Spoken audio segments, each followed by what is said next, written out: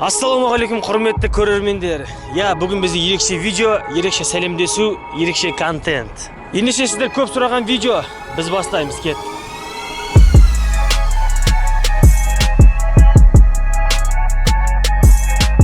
Каналда жаңа шыққан видеолардың көп комментариясын, сондай-ақ менің Instagram, ВКонтакте желілеріме қаншама менің оқырмандарым жазуда. Темір тұлпарыңа абзал жасасын деп өтінуде. Ендеше неге қабылдамасқа, неге сіздерге менің темір тұлпарыммен таныстырмасқа?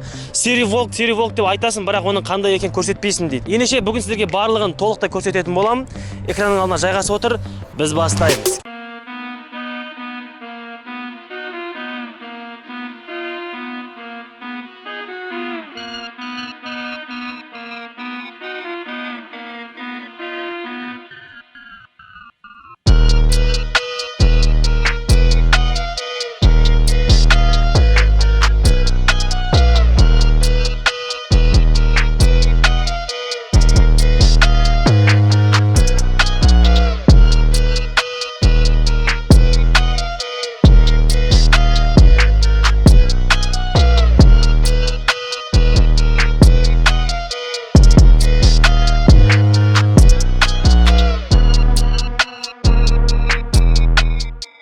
Ендеше іске көшейік.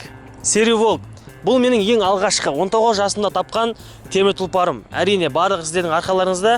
Bir жылдың ішінде мен 2 күміс кнопка және де күміс түсті көлік сатып алдым. Ал сол темір тұлпарының атын мен Instagram парақшамда оқырмандармен, яғни сіздермен ақылдаса отырып бірге қойған болатынбыз. Ал егер де сіз менің Instagram парақшамды білмейтін болсаңыздар, мадияр пернебай, не болмаса төменде сілтемесін қалдырып кететін болдым. Ол жақта Instagramнан бөлек қызықты, керемет вайндар шығып отыратын болады. Кіріп көріп кетсеңіздер болады. Сондай-ақ, Серый волк деген менің ең алғашқы 19 жасында сатып алған көлігім. Толыққанды обзор жасап көрейік. Кеттік. Ал ендеше көлігімнің алдыңғы жағынан бастайық. Алдыңғы жағынан келетін болсақ, мен көлікті ең алғаш сатып алған кезде решетканың шетіндегі рамкалар серый болатын. Оның өзін қараға боядым. Және де фара ішіндегі корпусын қараға боядым. Фара бізде Priora 2-нікі, решетка, бампер Priora 2-нікі саналады. Яғни бұның бәрі қойылған. Машинаның өзі 2009 жылғы Priora 1 болып саналса, вид Priora 2-ге айналдырамыз. Қолдан келгенше қазір жасалуда, әлі процесс жүруде. Және де егер де алдағы уақытта басарман болатын болса, Priora 2-ге айналған толық версиясы аяқталған кезде екінші бөлім көрсететін боламын. Ал диск жағына келетін болсақ, бізде 195, 45, 16 размерлі рельс дискісі. Дискіға профильный болып келеді. Жүргенде әрине қарапайым диск пен штамфы дискін салыстыратын болсақ, ямастайтын болсаң, жестко түсесің. Ал сондай-ақ бізде алдыңғы жағында әрине көліктің сәнін келтіретін, төменгі жақта самурай атты губа резинка орналасқан. Сондай-ақ нөмірді байқасаңыздар, Серый волк атты әдейі бүгінгі видеоға сіздер үшін Алматы қаласынан заказ беріп отырмын. Серый волк деп осылай жанып жүреді, және де көліктің сәнін ашып жүреді. Ал нөмір жағына мән бермей қойыңыздар, бұйырса ауысатын болады. Ал сондай-ақ капот жағына өтейік. Капотта бізде капоттың астында барлығы айтатын 1.6 объемдық мотор. Енді орыстар басқа не істейді? 1.6 экономный. Сондай-ақ 98 аттың күші бар. 2009 жылғы көлік, Priora 1, барлық қарапайым, ешқандай нәрсе электрон емес. Сол баяғы біздің газдың өзі троспен, яғни инжектор. Және де мұнда гурдың майы орналасқан. Қазіргі жаңа Priora'да бұлар жоқ. Тіпті трос, гур, бұлар жоқ. Барлығы электронды түрде. Ал бұлардың бір маған ұнаған плюсы, электронийларда мысалға газ қайтпай қалатын болса, ал троста ондай жағдай болмайды. Егер де газың падать етіп тұтқан болса, жай ғана тросын ауыстырып аласың, смело жүре бересің. Егер рулің падать ететін ма, гурдың майын құйып қоясың, шлангысын ауыстырасың, гурдың ауыстырып қоясың, смело жүре бересің. Бәрі тамаша, қарапайым, қыстың күні ота алмай қалса, аккумуляторын ауыстырасың, жүре бересің. Сондай-ақ менің көлігімнің моторының бір ерекшелігі бар. Болғандай. Яғни моторда Priora'ның ең басты ауруы бар. Егер де ремень үзілетін болса, 16 клапандарда клапанды майыстар жүреді. Ал менде ВМК деген тема бар. Ол сенің ремень үзілсе де клапаның майыспайды, смело жүре бересің. Зато бір минусы, егер де бізде қарапайым жаңа Priora'лар 100% тартатын болса, ВМК орналасқан моторларда 90 не болса 85% тартатын болады. Сондай-ақ 2009 жылғы ескі көлік қой, ол жағынан назар аудармайық. Кеттік келесі жағына. Айтпақшы, тағы да сонда айтып кететін жайт. Ручкалары Priora 2-нікі. Priora 1-де бұлай ескі болады, көтеріп ашатын. Және де мынандай ортасы қара заттар Priora'ларда болмайды. Мен өз қолыммен жасадым. карбон қағазын алып, барлығын өлшеп кесіп, кішкене болса да көлігіме сән берейін дедім. Ал ішкі жағына келейік. Және де ішкі жағында бізде өздеріңіз байқап тұрғандай руль Priora 1-тікі, және де щиток, прибольный щиток, яғни Priora 1-тікі. Бұйырса бұлардың бәрі екіге ауысатын болады. Сондай-ақ бізде мынау да простойдікі. Люкста мына жерде екі туманка болатын болады, простойда бір туманка. Ал сондай-ақ бізде негізі Priora 1-лерде мына жерде өзінің родной мафондары былай болмайды. Мен өзім бұны экранда әдейі қойдырдым, өйткені кез келген уақытта музыка тыңдайсың, ішің пысса кино көресің, рахат. Және де мынау өзіңіз байқап тұрғандай карбонды өз қолыммен барлығын алып қаптадым. Скорость бізде кожный. Тағы не айтамыз? Мынаның барлығы обшивка қапталған. Сондай-ақ басқа Priora'дан бір ерекшелігі түнде лёхалар сияқты аяққа совершенно.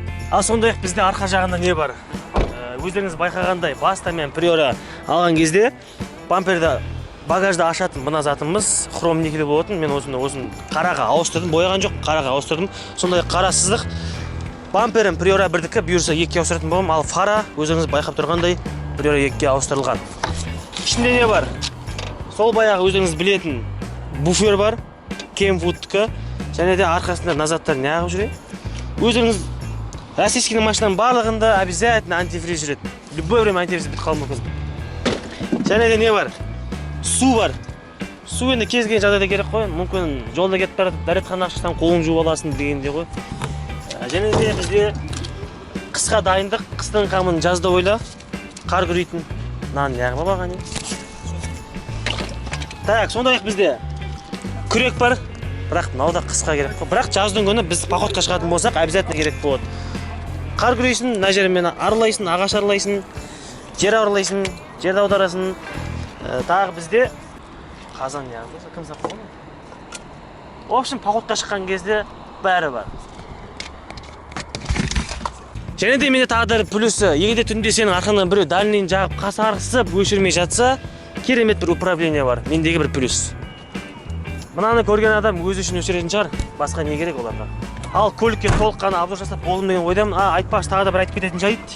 Менде баяғыда көлікті алғаш алған кезде көлігімде газ болады. Кейін келе өзім түсіне бастағаннан кейін Астанада көп жерлерде газбен кіргізбейді, жүргізбейді. Сондықтан газды алып тастадым. Әрине оны барлығын сарапшы істеп тастаған болатынмын. Қазір тек қана бензин 95 пен еще. Жай 92 емес, 82 емес, строго 95 пен. Өйткені серый волк всегда жүреді. Қасқырларды білесіздер, аш қасқырлар қойға шабады. Ал біздің серый волк 95-ке прямой шабады.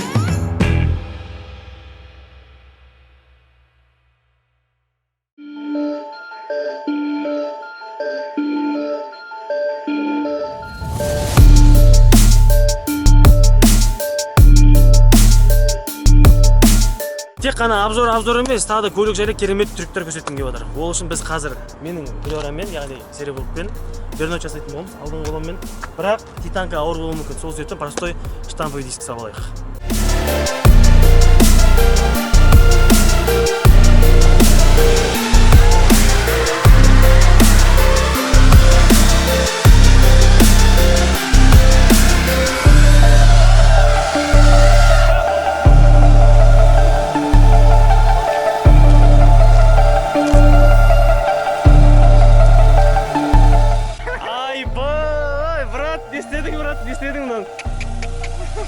Жаным әшейін, серый болғымай. Зато сіздерге бір берін алып.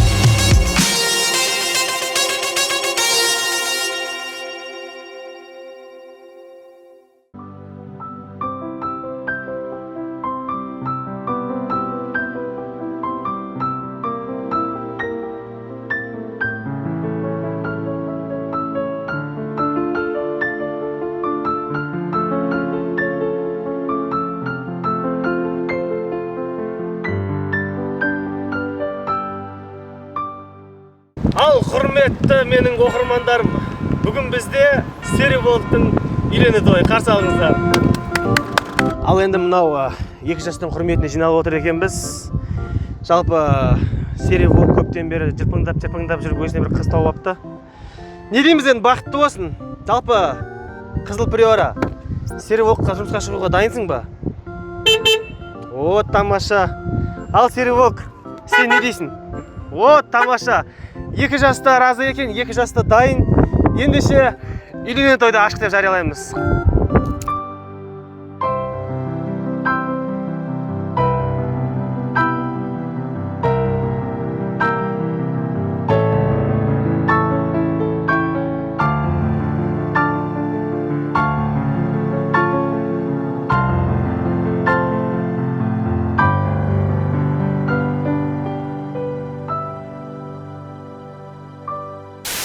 Ал құрметті достар, осымен біздің қысқа да нұсқа обзорымыз аяқталды. Сондай-ақ Сереволктың қызбен таныстырдым. Аты білмем қалай екен, бірақ қызыл приора. Сереволктың өзі біледі ғой енді. Сондай-ақ оның қарсыласымен қалай жарысқанын көрдіңіздер. Неше түрлі трюктар, қысқа метражды оқшым айтқанда фильм көрсеткен ойдамын. Ал сондай-ақ егер де видео ұнаған болса, лайкты аямай басамыз, арнаға жазыламыз, комментарияға керемет пікірлерімізді қалдырамыз. Барлықтарыңызды толықтай оқитын боламын. Ендеше достар, біз сіздермен қоштаспаймыз. Жай ғана келесі кездескенше аман сау болайық. Давайте, чао.